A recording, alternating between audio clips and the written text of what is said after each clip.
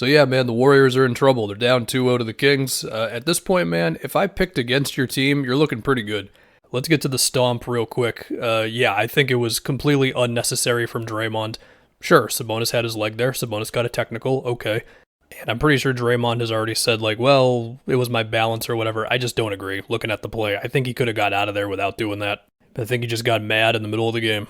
Anyway, now on to the game. So the Warriors committed a whole bunch of turnovers, and when you commit, 20 or whatever the hell, obviously some of that's going to be your fault, no doubt. But the Kings defensively, man, they were doing some things. So besides the obvious stuff of, like, they played really hard and all that, I think you got to start with Davion Mitchell. So there was a couple of turnovers, like one I remember where Steph was trying to get a pick and roll from Draymond kind of near half court, and Davion denies the Draymond screen. So Steph has to basically drive into Sabonis, who was also playing really high up there. And then Steph, he eventually gets to the middle of the floor, but it took a couple extra seconds, and then he tries to get it to, I forget who it was in the corner, but then Keegan Murray was in like the right spot to steal the pass. It seemed like there were a couple of times where they would trap Steph, and then it'd be like Looney in the middle of the floor, and then the Kings would just collapse onto him and get the turnover out of him. That one where they ran an inbound play to try to get Wiggins a cut to the basket, and Herter switches onto him from Clay and then steals the lob attempt from Draymond. Another where Steph tried to get a screen basically at like half court from Looney, or maybe he wanted to like throw it to Looney and then immediately start running somewhere. And then Fox and Sabonis just trapped him at basically half court, and then Fox like jumps in the air in a split second to steal the pass.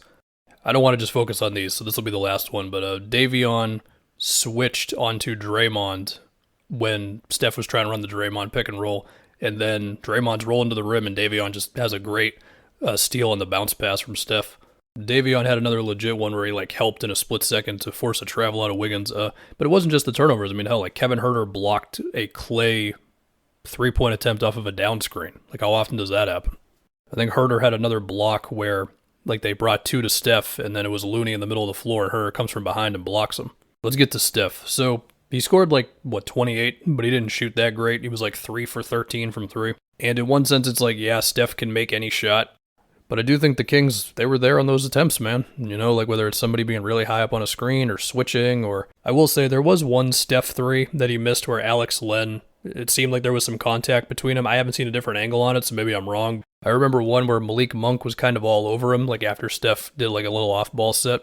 And then Davion was also waiting for him as well, so Steph had to like cross over to the middle of the floor. And then Keegan Murray was kind of like ignoring Draymond at the top of the key, so he got a good contest on like a Steph mid-range pull-up or whatever. Like, looking at all of Steph's misses from 3, 2 of them were open. One was a step back that he missed where he created space on Herter. He made another step back over Herter later on. And then another one where he runs a little off-ball action, top of the key, he misses. The rest of them, I feel like the Kings were legit there on all of his 3-point contests. Now, of course, because this is Steph, you could play even better defense in Game 3, and he might make all the threes. I do want to talk about Jordan Poole for 5 seconds before we get to the Kings' offense. Look, Poole, he could have like a 30-point game in Golden State or whatever. But this dude, like, he just takes on difficult stuff on offense. Like, of his 1 for 7 last night, a couple of them were these kind of erratic drives where he just sort of takes over the offense himself, which, like, if you make it, then okay, we're not complaining. But, like, I mean, Harrison Barnes had good position on him for one that just, like, didn't have a chance of going in. He takes a pull-up 3 off of a screen, and it's just like, well, okay, you didn't make it. I don't know. And then he also had one of their uglier turnovers on a skip pass attempt that was just in like the 3rd row or something. Anyway, on to the Kings. So we once again saw Looney playing pretty far off on Sabonis. I think late in the game they adjusted it a little bit and had him a little higher up.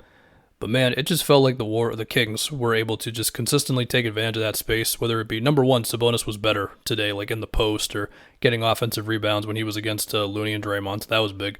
And you could tell there were a couple times where he was like, oh no, you're not going to give me the space. I'm going to go for it. But also between De'Aaron Fox getting a few of his like signature pull-up paint jumpers over Looney late there was one where Harrison Barnes got a backdoor cut when Looney like committed to Fox for a second, but the big thing was still Fox had like a bit of a runway.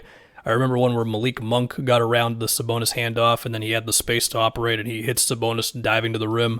Kevin Herter got himself a few pull-up jumpers around, the handoff with some space from the dropping big, and it's like, I think Draymond was in a couple of these. I think they were doing their job. Like, if that's the game plan, you do the game plan.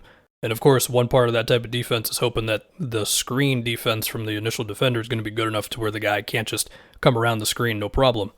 So I don't know. I'm not really interested in doing like a blame game for that whole thing, but just the Kings were able to get buckets out of that. But of course, every type of defense has a pro and a con, right? I mean, that Davion Mitchell 3 that was basically the dagger with a minute and a half left. On that one, Looney was high up on the screen. And what happened? Sabonis was able to get to the middle of the floor with some momentum. They had to help, and then it's Davion open in the corner. So, I don't know. Look, for the Warriors' sake, if you want to be a Warriors optimist, you could say they committed a crap ton of turnovers and Steph missed a few shots that he usually makes. I don't think that's giving enough credit to the Kings defense who caused those turnovers for the most part, but if you wanted to go there. Now on the flip side, the Kings did not shoot well from 3 and they shot like kind of really, really well from 2-point land. So yeah, obviously the Warriors have to win game 3.